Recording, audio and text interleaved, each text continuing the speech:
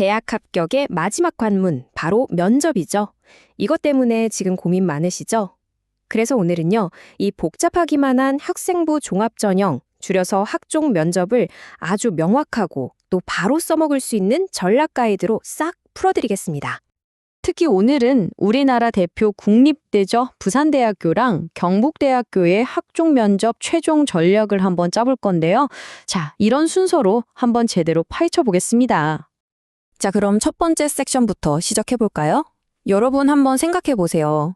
서류 점수만으로는 다 보여줄 수 없는 나의 잠재력, 열정? 이걸 단 10분 안에 전부 증명해내야 합니다. 이게 바로 면접이죠.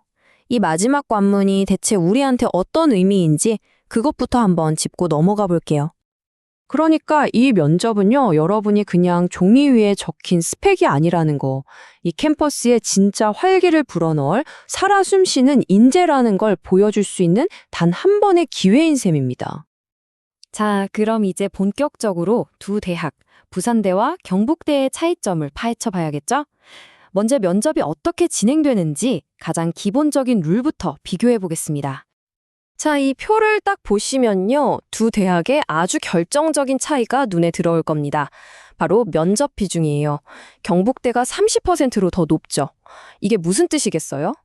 맞습니다. 서류 점수가 내가 조금 아쉽다 해도 면접 하나로 그냥 판을 뒤집을 수 있는 가능성이 경북대가 더 크다는 얘기입니다.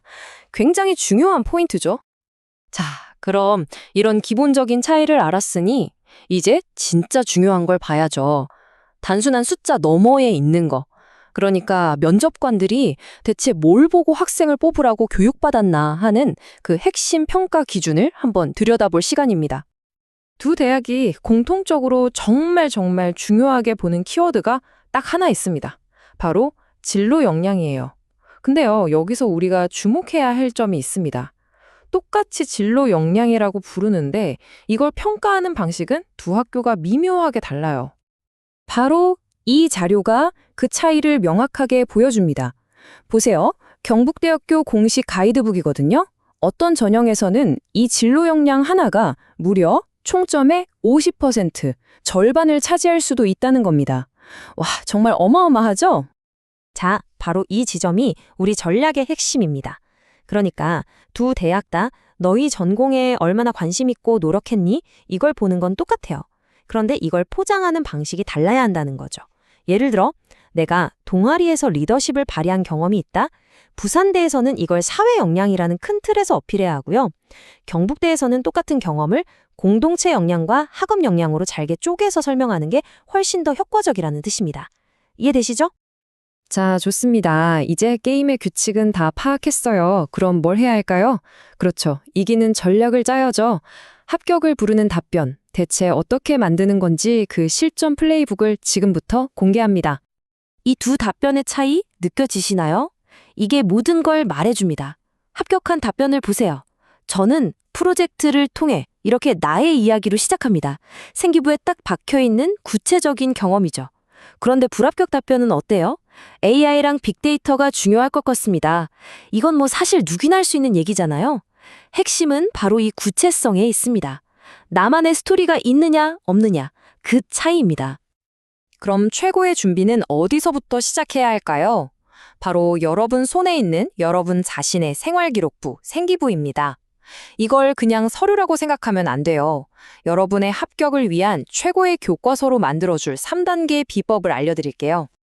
자, 그런데 여기서 잠깐. 의사를 꿈꾸는 분들은 좀 더 집중해 주셔야 합니다. 훨씬 더 큰 도전이 기다리고 있거든요. 특히 부산대학교 의대는 아주 독특한 방식의 면접을 봅니다. 바로 MMI, 다중 미니 면접이라는 건데요. 일단 면접 시간부터가 달라요. 일반 학과는 10분인데 의대는 20분, 깍 2배죠. 근데 그냥 길기면 한 게 아니고요. 이 20분이 완전히 다른 두 개의 시험으로 쪼개져 있습니다.